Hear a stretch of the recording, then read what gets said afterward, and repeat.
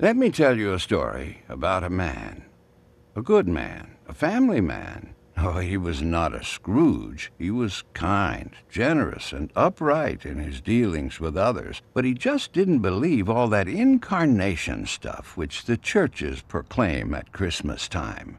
It just didn't make sense, and he was too honest to pretend otherwise.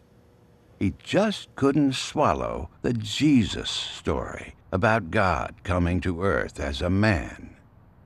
"I'm truly sorry to distress you," he told his wife, "but I'm not going with you to church this Christmas Eve." He said he'd feel like a hypocrite, that he'd much rather just stay at home, but that he would wait up for them. Shortly after the family drove away in the car, snow began to fall. As he sat in his fireside chair and read the newspaper, he was startled by a thudding sound, and then another, and then another. At first he thought someone must be throwing snowballs against the house, but when he went to the front door to investigate, he found a flock of birds huddled miserably in the snow. They had been caught in the storm and, in a desperate search for shelter, had tried to fly through his living room window.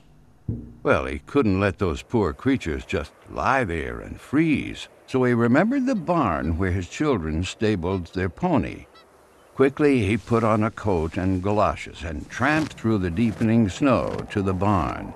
He opened the doors wide and turned on a light so the birds would know the way in. But the birds did not come in. He figured food would entice them, so he hurried back to the house, fetched breadcrumbs, and sprinkled them on the snow, making a trail to the yellow-lighted, wide-open doorway of the stable. But to his dismay, the birds ignored the breadcrumbs. He tried catching them. He tried shooing them into the barn by walking around them and waving his arms, but instead they scattered in every direction, except into the warm, lighted barn. And then he realized they were afraid of him. To them, he reasoned, I'm a strange and terrifying creature. If only I could think of some way to let them know that they can trust me, that I'm not trying to hurt them, but to help them. But how? And he thought to himself, if only I could be a bird and talk to them and mingle with them and speak their language and tell them not to be afraid, then I could show them the way to the safe, warm barn.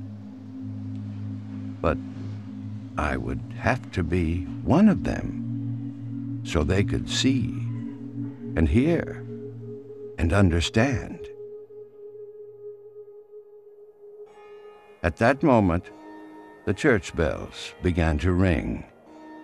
The sound reached his ears above the sounds of the wind, and he stood there, listening to the bells, pealing the glad tidings of Christmas.